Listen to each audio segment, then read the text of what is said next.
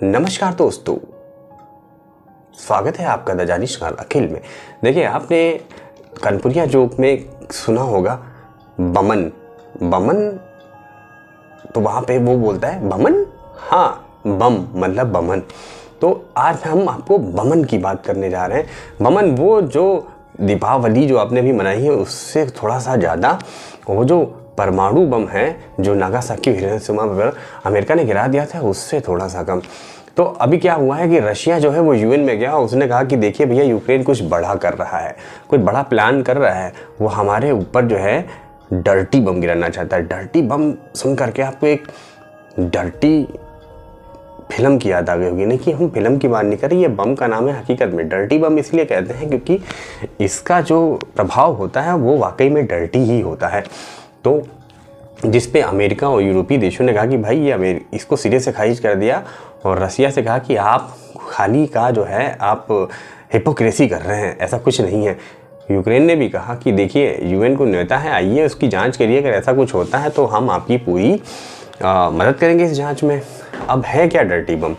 Dirty बम ये है dirty बम और न्यूक्लियर बम। ये न्यूक्लियर तो नहीं है लेकिन न्यूक्लियर जैसा प्रभाव करता है। दोनों में एक खासियत है कि जब परमाणु बम का से हमला होता है तो उसका विस्फोट बहुत ज़्यादा होता है, बहुत बड़ी आबादी उसमें ख़त्म हो जाती है। ख़त्म होने के साथ में ही जो रेडियो एक्टिव तत्व होते हैं वो वातावरण में फैल जाते हैं और सालों साल तक उसका प्रभाव वहाँ की अगली पीढ़ियों पर दिखता है। अब डर्टी बम में क्या है?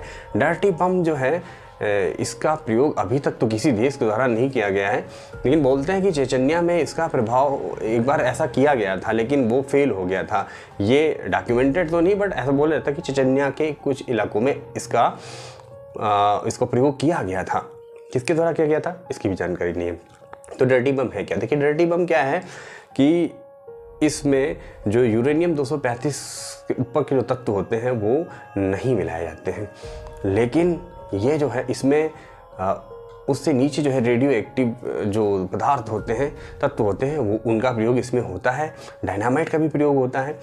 इसका जब विस्फोट किया जाता है तब उसमें बहुत बड़ी आबादी कोई ख़त्म हो जाए ऐसा तो नहीं है, लेकिन हाँ, आपको पता नहीं चलेगा कि आपके ऊपर एक ऐसे बम का प्रयोग किया गया है आपके देश में जिसमें रेडियो एक्टिव तत्व निकल रहे हैं। उस समय पर नहीं पता चलेगा अगर हम न्यूक्लियर बम से इसका जो है कंपैरिजन करें। तो डर्टी बम को गिराने के बाद रेडियो एक्टिव तत्व जो है वातावरण में वहाँ के फैल जाते हैं और जिससे वहाँ की जो बहुत बड़ी आबादी पे प्रभाव पड़ता है। अलग अलग तरीके से बीमारियाँ फैल सकती हैं, बहुत बड़ी जो कि जानलेवा हैं। तुरंत तो वहाँ पे ह्यूमन आबादी पे कोई फ़र्क नहीं पड़ेगा, लेकिन अलग अलग तरीक़ों से वहाँ की ह्यूमन आबादी जो है ख़त्म हो सकती है। तो ये है डर्टी बम, जिसको लेकर के रशिया ने यूएन में आरोप लगाए हैं यूक्रेन इसका प्रयोग कर सकता है। अब इसके पीछे एक स्ट्रेटजी भी बोली जा रही है कि रशिया ऐसा इसलिए कर रहा है कि वो ये दिखाने की कोशिश कर रहा है कि हमारी तरफ से परमाणु बम का पहले प्रयोग नहीं किया गया है, लेकिन उसके सिमिलर यूक्रेन की तरफ से इसका प्रयोग किया गया है और वो कुछ टैक्टिकल न्यूक्लियर वेपन से यूक्रेन पे अब हमला करना चाहता है, क्योंकि युद्ध काफ़ी लंबा चल चुका है। ऐसी बातें भी निकल करके आ रही हैं। तो डर्टी बम परमाणु बम तो नहीं है, लेकिन उससे खतरनाक भी कम नहीं है, क्योंकि इससे भी विकिरण पैदा होता है। रेडियो एक्टिव जो तत्व हैं वो वातावरण में फैल करके ह्यूमैनिटी को नाश की तरफ ले जाते हैं। तो अगर वीडियो इन्फॉर्मेटिव लगा है इसको तो लाइक सब्सक्राइब करें और कमेंट्स में अपनी राय को ज़रूर दें। तब तक के लिए बाय बाय दोस्तों।